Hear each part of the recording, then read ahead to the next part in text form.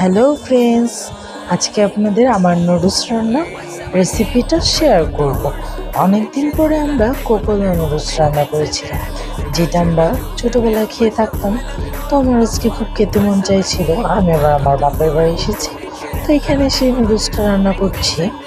এই যে দেখেন, নুডলসটা সিদ্ধ দিয়েছি। তো আমি একটু নুডলসটা নর্মালভাবেই রান্না করবো, যেভাবে আমরা ছোটোবেলায় টিফিন নিয়ে যেতাম সেভাবে। এই যে নুডলসটা ছড়া দিয়ে নিলাম। এখন রান্নার পালা, দুটো ডিম দিয়ে খুঁটা খুঁটা করে ফেলছি ডিমটিকে।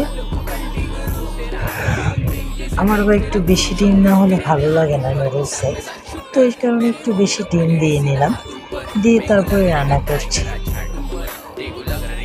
এখন ডিমটাকে একটু ভাজা ভাজা করে নেব। আর ভাজা ভাজার আগে আমরা আরেকটা জিনিস অ্যাড করে নেব এখানে। এই যে দেখেন, এখন এই জিনিসটা অ্যাড করে নেব, সেটা হলো পেঁয়াজ। এই যে আমরা পেঁয়াজ দিয়েছি, পেঁয়াজটাকে নাড়াচড়া করে নিচ্ছি। নাড়াচড়া করে একদম ভাজা ভাজা করে ফেলব, কারণ পেঁয়াজটা যত ভাজা ভাজা হবে নুডলসটা তত খেতেও মজা লাগবে। যে দেখেন, ভাজা ভাজা করে ফেলেছি। এখন একটা নুডলসের মশলা দিয়ে দিলাম, যেটা কোকোলা নুডলসের ভিতরে থাকে।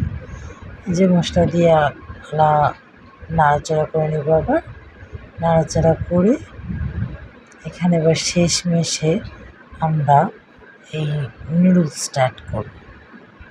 তো নুডলসটা অ্যাড করে দিলাম। এখন এটা নাড়াচাড়া করতে থাকবো, নাড়াচাড়া করব।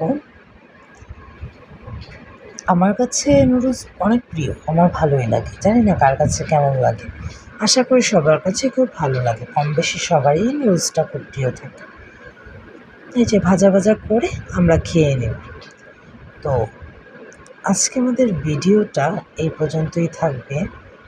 তো আপনারা আমাদের ভিডিওতে লাইক, কমেন্ট, শেয়ার করে দিবেন, আমাদেরকে সাপোর্ট করবেন, এই আশাই করব আপনাদের কাছে।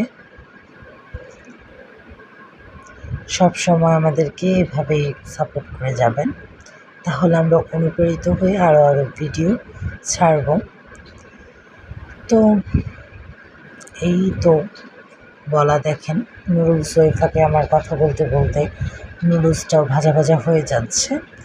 তো আজকে এইটুকুই ভিডিও। তো বাই বাই।